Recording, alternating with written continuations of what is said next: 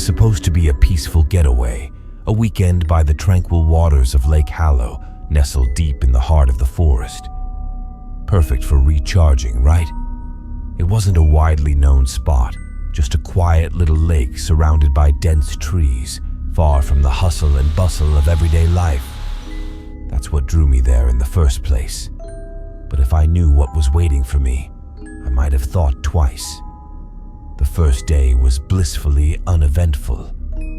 I set up my tent near the water's edge, fished for a while, and just soaked in the calm. The lake had a stillness to it, the kind that felt ancient, untouched. As the sun began to set, a thick fog rolled in, blanketing the lake and the surrounding woods. It wasn't unusual for this area, but the way it muffled every sound was eerie. It felt like the world had shrunk to just the few feet around me.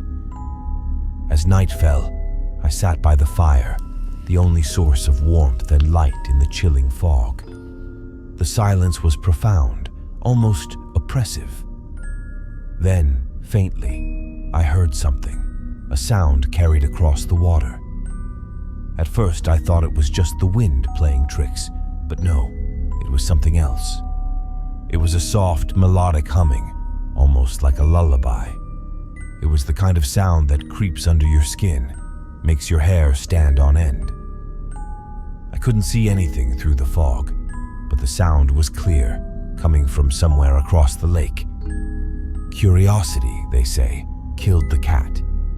But hey, I'm a sucker for a good mystery. I grabbed my flashlight and cautiously made my way to the edge of the water, straining to hear better. The humming grew clearer, almost like it was getting closer, yet I couldn't pinpoint the direction. The fog was so thick, it was like trying to see through cotton. The hairs on the back of my neck stood up, and a chill ran down my spine. This wasn't just a sound. It felt like a presence. I scanned the water, the beam of my flashlight barely penetrating the mist. Suddenly, the humming stopped. Just like that. The silence that followed was deafening, like the whole world was holding its breath. I was about to turn back to my tent when I heard it. Footsteps. Slow, deliberate footsteps crunching on the gravel, coming from somewhere behind me. My heart raced. I spun around, but the fog was impenetrable. I couldn't see a thing, but the footsteps continued, moving closer. "Hello?" I called out, my voice sounding small and fragile in the vast quiet.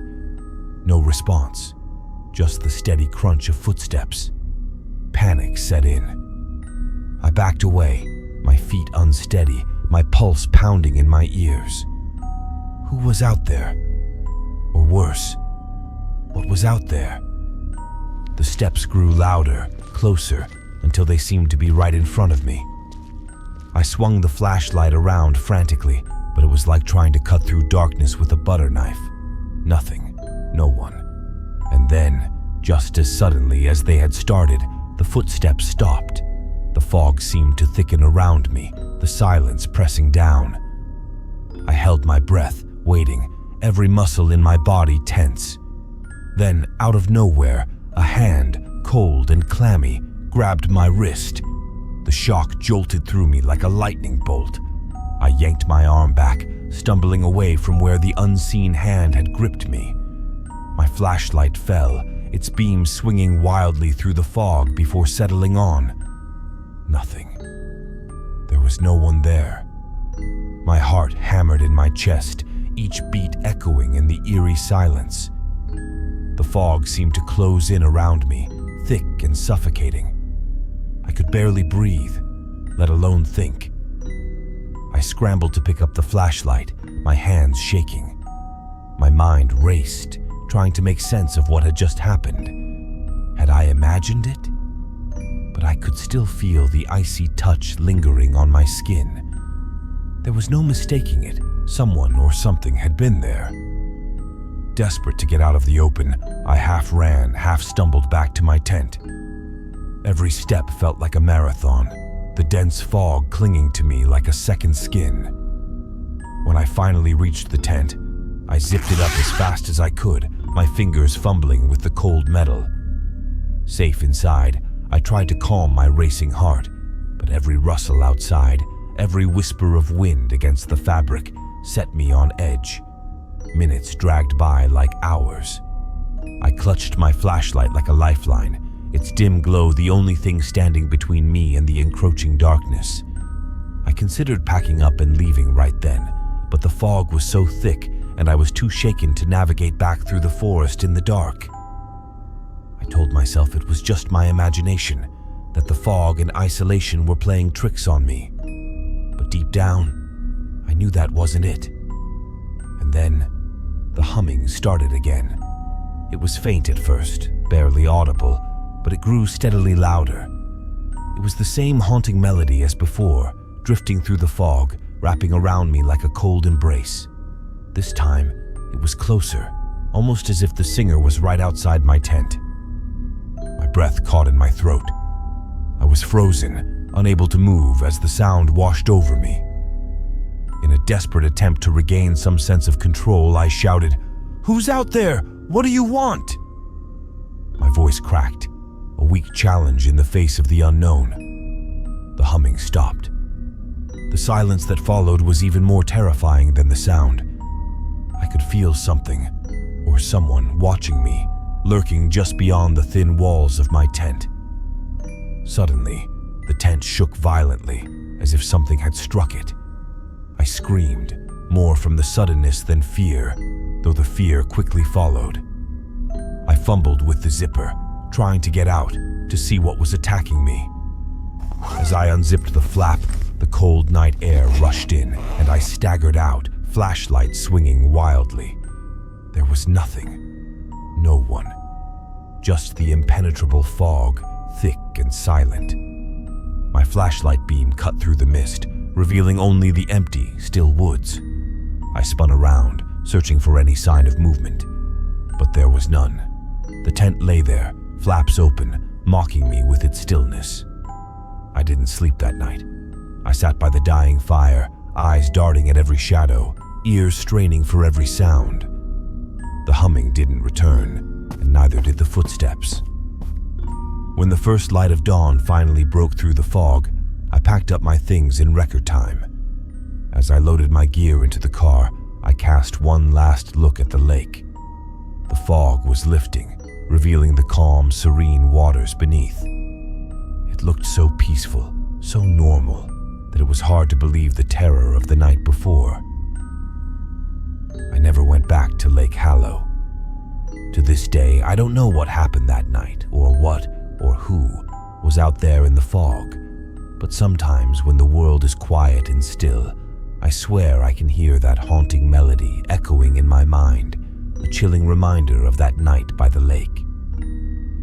Sometimes I wonder what really happened that night at Lake Hallow. Was it just my imagination, heightened by the loneliness and the thick fog? Or was there truly something, or someone out there trying to make contact? What do you think? Do you believe in ghosts that wander in the stillness of the night? Or is it just our fears playing tricks on us? Let me know in the comments. And if you enjoyed this story, stay tuned. In my next tale, I'll share another encounter that's just as mysterious and eerie.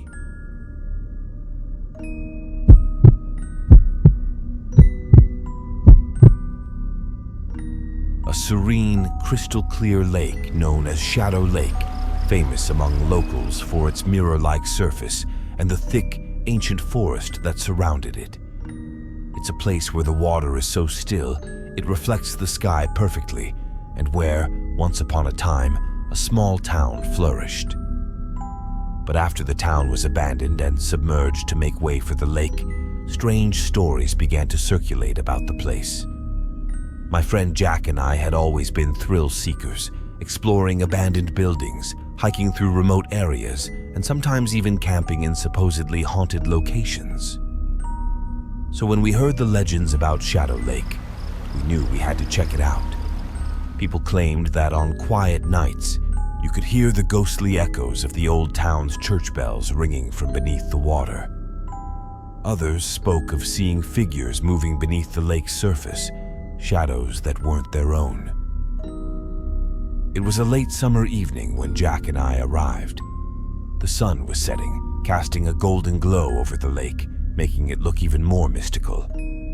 We set up our tent right at the edge of the water, the forest behind us, a wall of dense greenery. There was a heavy stillness in the air, the kind that makes you whisper for fear of breaking it.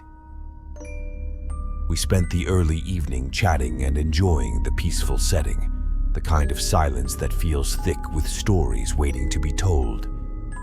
As night fell, the lake became a perfect black mirror, reflecting the star-studded sky above.